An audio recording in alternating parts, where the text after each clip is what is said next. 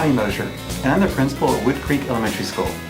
I want to welcome you to the Forest as you're about to watch a video from our first grade team planning a week's instruction in kind of an innovative way. Our first grade team here at Wood Creek is a self-contained team, meaning that they teach all subjects. And what they do is they divide each subject up among them in order to plan, like many teachers in the district do.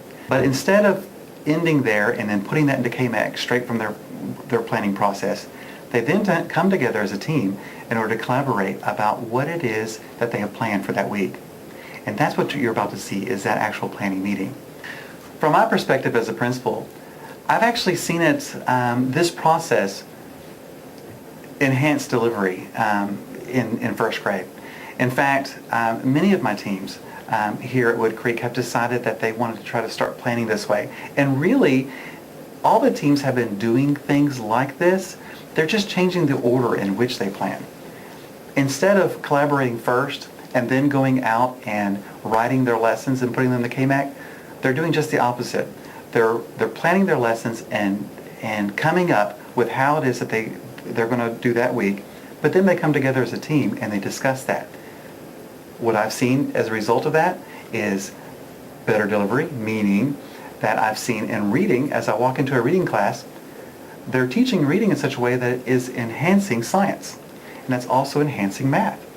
And so really what that's doing for the end user, which is our students, that's creating better connections for those kids. I hope that by viewing what our first grade team is doing in the area of planning helps you, or at least maybe that you come away with a few ideas that may help you in your planning process and in creating those experiences for your students that are well connected.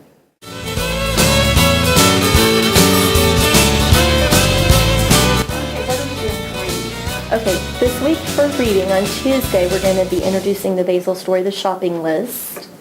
The first thing we're going to do is the common assessment that we're studying for this week, and then introduce our rock unit. I think we're going to try to incorporate a lot of that, though, into the centers so they can get more use with it and use the balance beams and stuff that we just did in math last week. So I have a rock book I wanted to share. It's called My Mini Book About Weathering Rock. Okay. You might run that off for everybody. I'll put that in the boxes. Yeah. In the station. So the station activity is going to be the students Their rocks. using their rock. And then we have, I'll put in your box this rock investigation. Read and write numbers to 99 and describe sets of concrete objects. And we're going to be doing, continuing the tens and ones from last week. On Monday we're going to do, it's a rotation activity where we're going to use, actually I have little Chick-fil-A French fry holders. But you're going to have like little strips of yellow construction paper cut into French fries, and they're going to bag their fries, 10 fries per bag. How cute. And for Wednesday for reading, our objective is determining the cause and effect in the stories. And then since we're studying about rocks and science, we were thinking about reading the book Sylvester and the Magic Pebble, discussing from there what and why, what happened in the story by making a T-chart. We wrote about their rock. So they brought a pebble from home, and they made it into their own Sylvester story. But we could do that the week after because we're still going to be talking about cause and effect. We'll consider And we're still going to rock. Right. Right. So maybe next week. Y'all remind me. Explain why we say the Pledge of Allegiance to the U.S. flag, identify the Star-Spangled Banner as the national anthem of the United States, and identify I think what we ought to do is start with the content frame and have the different symbols across, and then ask.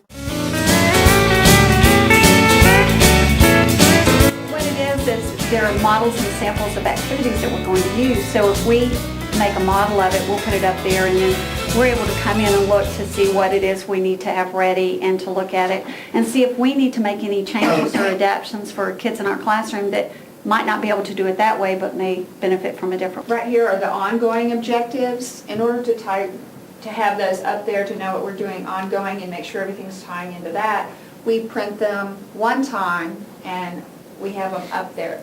We also put our guided reading objectives over there.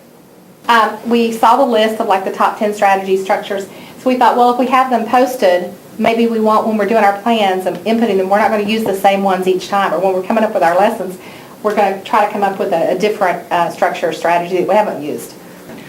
Up on our doors, we have printed the objectives for the 6 weeks. What we do is we enlarge them and we cut them apart. Then we color code them according to what subjects are, like reading is blue and math is green, writing is red, and so forth. When we come in here, we usually, the week before the end of the 6 weeks, we know we're through. We take down the old objectives. We come in here, we've got them cut apart.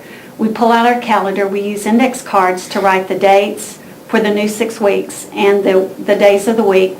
We put the cards up, and then we work as a team together, and what we're trying to do is integrate. That's where the true integration comes in, because we're pulling objectives. A science objective goes with the language, maybe a reading objective. A math may go with science. Social studies may go with reading, and what we're trying to do is pull things together so that we don't have so much that's overwhelming, and then we can address. And then we come and we decide where we're going to put it. We look at the KMAC plans to see how many days we are going to teach tens and ones so that we can make sure we've got enough time in our calendar that we can address that as well. Is where we write everything that we're going to do for that week, according to Monday, Tuesday, Wednesday, Thursday, Friday. That is invaluable. I don't know what we do if we didn't have that, because that we can come in here anytime, refer to that, we know what we're going to grade, it's all up there, we know what we need for our work basket. That's our brainstorming.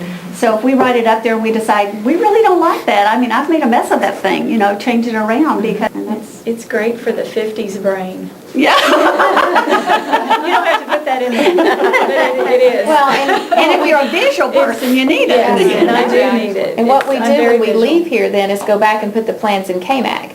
And like she said with the 50s brain, when you leave, sometimes you think, now what was I supposed to be putting in?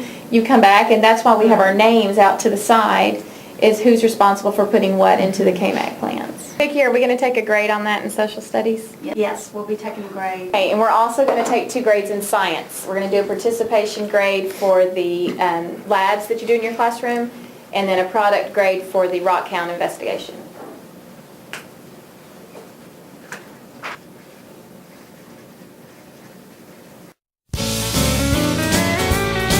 Helps us because it can become overwhelming to see all the objectives that we need to do. So if we've got a read aloud that lends itself to rocks, but still takes a reading objective, and we're able to really hit 2 things at one time, it gives us more opportunities for exploring those ideas with kids and really making it easier for them to understand concepts rather than throwing things at them and moving on. They're able to make more connections too, because we're integrating it all together. It makes more sense to them. And we can cover everything that we need to cover. I thought it was awesome. I felt as a new team member, I could just jump in and give my input really easily. You get more help every time I come in here. I learn something new every single time I come to a session. And for a new teacher to the profession, that's really huge.